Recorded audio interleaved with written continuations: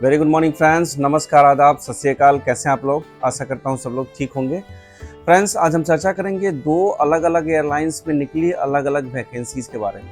दोस्तों, since I am from Kolkata based, तो कोलकाता पे अगर कोई वैकेंसी है तो उसके बारे में बताऊं तो एक वैकेंसी कोलकाता के लिए भी है जो निकली है सीनियर सिक्योरिटी एग्जीक्यूटिव के लिए, और दूसरी वैकेंसी है कोचीन एयरपोर्ट पे जो निकली है AIASL के लिए, मतलब air India airport services limited के लिए निकली है।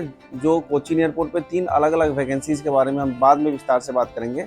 वो वैकेंसीज है आपका रैम सर्विस एग्जीक्यूटिव के लिए, यूटिलिटी कम रैम ड्राइवर, और तीसरा है आपका handy man and handy woman. इसको भी विस्तार से बात करेंगे दोस्तों, तो बिना देरी के आज का वीडियो प्रारंभ करते हैं।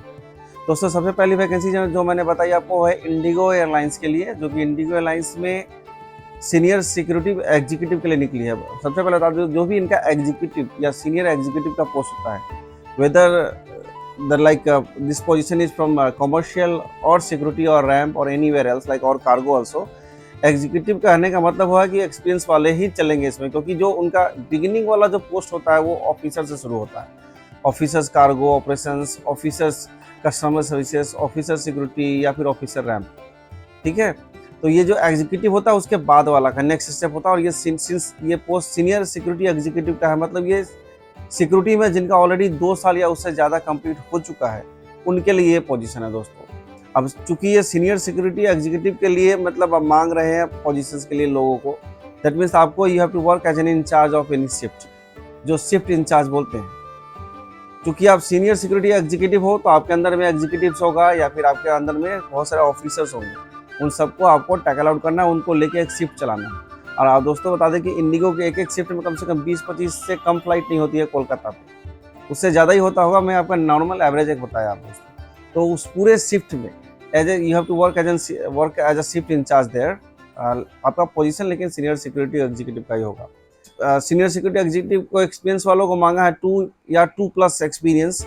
तो इसमें आपका बेसिक एब्स्ट्रैक्ट, स्कीनर्स, इनलाइन या फिर अगर BCS का और भी कोई ऑडिट प्रोग्राम आपने कंप्लीट किया है तो वो आपके लिए प्रेफरेबल होगा। ठीक है, और मुझे लगता है कि जो इसमें अप्लाई करेंगे जिनका ऑलरेडी एक्सपीरियंस है और जिन्होंने ऑलरेडी बेसिक एब्स्ट्रैक्ट, स्कीनर या फिर इनलाइन स्कीनर्स वगैरह पास कर लिया है, तो उनको ऐसे ही कॉल आ जाएगा ऑनलाइन अप्लाई करने के बाद। इसमें ऑप्शंस रखा हुआ है ऑनलाइन अप्लाई करने के बाद, और ऑनलाइन अप्लाई करने के बाद आपको कंपनी से कॉल आएगा इंटरव्यू के लिए दोस्तों। ये हो गई इंडिगो की वैकेंसी सीनियर सिक्योरिटी एग्जीक्यूटिव के लिए। अब हम चर्चा करेंगे air India airport services limited में निकली 3 अलग अलग वैकेंसी जो कि निकली है कोचीन एयरपोर्ट पे।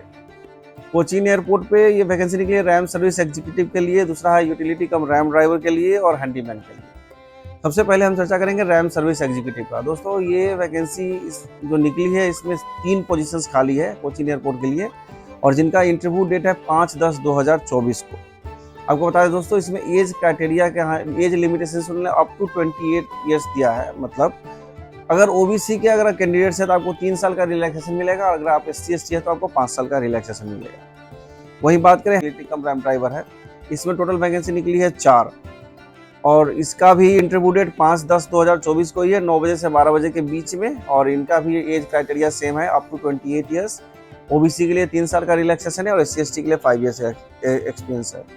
मैं पर्सनली इस वैकेंसी को डालने का मकसद है, ये निकली तीसरी वैकेंसी जो कि निकली है हैंडी मैन और हैंडी वोमन के लिए। इसमें दोस्तों 201 वैकेंसी निकली है। मेरा पूरा ये दोनों इंटरव्यू सबको मिला के एक साथ बोलने का मकसद सिर्फ एक ही है कि यहाँ पे काफ़ी ज़्यादा नंबर में वैकेंसी निकली है, मतलब आप ज़्यादा सिलेक्शन होने के चांसेस रहेंगे। इसकी इंटरव्यू डेट इसके 2 दिन बाद है, जो कि है 7/10/2024 को। टाइमिंग सेम है, 9 से 12 बजे के बीच में। जहाँ तक इनका पगार या कि सैलरी की बात करें तो रैम सर्विस एग्जीक्यूटिव का सैलरी है 24,960 रुपये, आपका यूटिलिटी कम रैम ड्राइवर का 21,270 रुपये, और हैंडीमैन हैंडी वोमन के लिए निकला है 18,840 रुपये सैलरी। ठीक है, ये इनकी अलग अलग सैलरी है, लेकिन ये हैंडीमैन और हैंडी वोमन का बहुत सारा वैकेंसी निकला है दोस्तों। ये इनकी बहाली जो होती है, ज्वाइनिंग जो होती है, 3 साल के फिक्स टर्म कॉन्ट्रैक्ट पे होती है। 3 साल कॉन्ट्रैक्ट बेसिस का मतलब ये नहीं है कि 3 साल के बाद आपको कंपनी बाहर निकाल देगी। हर 3 साल के बाद आपका रिन्यू होता है, अनटिल अनलेस आप कंपनी में कुछ गलत काम नहीं करते हो, कुछ चोरी नहीं करते हो, या फिर मतलब किसी गलत चीज़ों में हरकत में पकड़े नहीं जाते हो, तो आपको इस नौकरी में डरने की कोई जरूरत नहीं। आपको उसमें लिखा रहता है, आप जब कॉन्ट्रैक्ट पेपर मिलेगा उसमें लिखा रहेगा 333 and like up to 58 years, ऐसा लिखा रहता है उसमें कॉन्ट्रैक्ट। क्योंकि मैं AISL में भी काम कर चुका हूँ। फिक्स टर्म कॉन्ट्रैक्ट बेसिस होता है आपका, इंटरव्यू की जहाँ तक बात करें आपको वेन्यू की, तो यह है Jagannath auditorium, Shri Jagannath auditorium near Vengoor Durga Devi temple, Vengoor Angamaly Ernakulam एक जगह है वहाँ केरला का, वहाँ पे है, जिसका पिन कोड है 683572।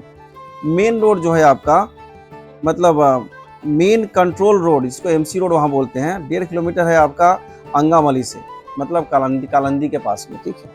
एड्रेस है, ये एड्रेस मैं आपको डिस्क्रिप्शन बॉक्स में भी डाल दूंगा। मेन मुद्दा ये है कि आपको इसके बारे में क्लेरिफाई करने के लिए कि इसलिए मैं वैकेंसी डाला हूँ कि हैंडीमैन का ही मेन मकसद है मुझे डालने का।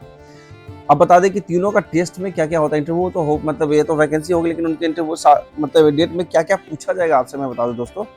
सबसे पहले रैम सर्विस एग्जीक्यूटिव की जहाँ तक बात करें, आपको शुरू से मैं बताता आ रहा हूँ कि रैम सर्विस एग्जीक्यूटिव और यूटिलिटी कम रैम ड्राइवर में ज़्यादा फर्क नहीं होता। रैम सर्विस एग्जीक्यूटिव में ज़्यादातर टेक्निकल साइड, जिनका मतलब जैसे कि मतलब किसी मतलब इलेक्ट्रॉनिक्स नहीं, मतलब आपका हाँ इलेक्ट्रॉनिक्स में, या फिर मतलब आपको किसी भी साइड में आप इंजीनियरिंग कर रहे थे, जिनका मतलब देखा जाए तो वो जो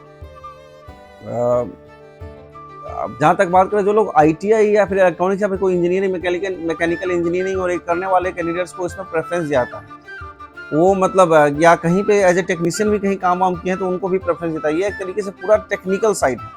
इसमें आपको हैवी मोटर व्हीकल जो लाइसेंस होना चाहिए, लेकिन इसमें आपको काम क्या है कि जो भी इक्विपमेंट्स जो एयरक्राफ्ट या फिर एयरपोर्ट पे यूज होता है एयरलाइन द्वारा, उसको ठीक करने का काम होता है। मोटा मोटी ये दोनों में समझ लीजिए अंतर। रैम सर्विस एग्जीक्यूटिव का काम एक तरीके से technical side, you have to prepare everything, मतलब कुछ भी अगर ग्राउंड सपोर्ट का कुछ भी, जैसे कि बस हो गया या फिर मतलब ट्रैक्टर्स हो गए या टो ट्रैक्टर्स हो गए, ठीक है, पुश बैक जो मशीन होती है वो भी अगर कुछ हो गया, या फिर ग्राउंड कूलिंग है, जीसीयू है, जीपीयू है, जो भी है, तो वो सब चीज़ें अगर खराब होती है उसमें आपको ठीक करने में आपको यूटिलाइजेशन किया जाएगा। प्लस आपको ड्राइविंग टेस्ट भी लिया जाएगा एचएमवी का, कि खुदा ना खास्ता कहीं कुछ मतलब ये यूएआरडी की संख्या कम है तो इस केस में आपको भी उनके जगह पे काम करना है, एज ए ड्राइविंग करना पड़ सकता है आपको रैम पे। और दूसरी है रैम यूटिलिटी कम रैम ड्राइवर, इसमें आपको हैवी मोटर व्हीकल का टेस्ट होगा ही होगा, और आपको उसके बाद पीआई लिया गया था। उसमें क्या है, उसमें भी ड्राइविंग टेस्ट होगा एचएमवी का, लेकिन अब हैवी मोटर व्हीकल का लाइसेंस दोनों में चाहिए। लेकिन उसका जो ट्रेड है उसमें आप आईटीआई या फिर आपने कोई मतलब इंजीनियरिंग वगैरह मैकेनिकल वगैरह किया है तो उसमें आपको प्रेफरेंस दिया जाएगा। और उसके बाद भी उसका भी पर्सनल इंटरव्यू है। ये तीसरा वाला जो जॉब है जो कि हैंडीमैन और हैंडी वूमन के लिए, ये समझ लो आप डायरेक्ट भर्ती है। संख्या जितना कम रहेगा सिलेक्शन का चांस ज़्यादा रहेगा, सिलेक्शन ज़्यादा भी रहेगा तो वो क्या करते हैं, जितना वैकेंसी है उतना तो ले ही लेते हैं, बाद में बाकी लोगों को वेट लिस्ट में डालते हैं ताकि दोबारा वैकेंसी निकालने की जरूरत नहीं पड़े, उन लोग उसी में से ग्रैब कर लेते हैं। इसमें सबसे पहले आता है फिजिकल इंड्योरेंस टेस्ट। आपको बता दिए फिजिकल इंड्योरेंस टेस्ट क्या। फिजिकल इंड्योरेंस टेस्ट की अगर बात करें तो इसके दो तरीके उन्होंने इस्तेमाल अभी तक किए हैं। पहला तरीका है कि किसी भी चीज़ को, जैसे कि हम सब जानते हैं कि जब एयरलाइन से हम ट्रेवल करते हैं तो हमारे बैगेज का सामान किसी एयरलाइंस के लिए 15 केजी का स्पेसिफिकेशन है, किसी जगह पे 25 केजी का है। इंटरनेशनल में जहाँ तक देखेंगे किसी जगह पे मतलब पीस कंसेप्ट भी है, मतलब दो पीस जो है ना 22 केजी का होना चाहिए। कनाडा यूएसए वगैरह जहाँ जाते हैं वहाँ पीस कंसेप्ट वगैरह भी है। तो मिनिमम देखा जाए तो 25 केजी से कम का बैग नहीं होना चाहिए इंटरनेशनल के लिए। डोमेस्टिक के लिए 15 केजी का है।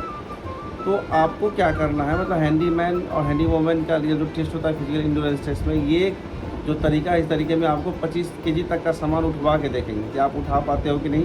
उठा के एक जगह से दूसरी जगह रखने को मतलब एक डिस्टेंस रहता है, उस डिस्टेंस पे यहाँ से वहाँ तक आपको उठवा के चला के देखेंगे आप कर पाते हो कि नहीं। दूसरा होता है आपका रनिंग टेस्ट। रनिंग टेस्ट में भी आपको कभी कहीं जहाँ इंटरव्यू हुआ है या ESL का वहाँ कहीं रनिंग भी उन्होंने करवाया है। दूसरी बात रही हैंडी वुमेंस की। तो हैंडी वुमेंस के लिए वजन उठवाने का शायद इंड्योरेंस टेस्ट ना करवाएं उसके, क्योंकि उनका स्पेशली उनका जो काम होता है स्पेशली उनका स्पेशल हैंडलिंग के लिए होता है। जैसे कि व्हील चेयर हो गया, ब्लाइंड पैसेंजर हो गया, डेफ पैसेंजर हो गया, या फिर UMNR जो अनएकम्प्लाइंड माइनर है उन सब के लिए होता है। तो उन सबको इसके लिए इस्तेमाल नहीं किया जाता है। तो ये हो गया आपका physical endurance test. Physical endurance test pass करने के बाद आपको आप PI के लिए डायरेक्ट बुला लेंगे। सेम डे में इंटरव्यू हो जाएगी, या फिर आपको अगले दिन भी बोल सकते हैं। फिजिकल इंटरव्यू बोल सकते हैं या फिर इसको वर्चुअल इंटरव्यू भी बोलते हैं, साथ साथ रहता है।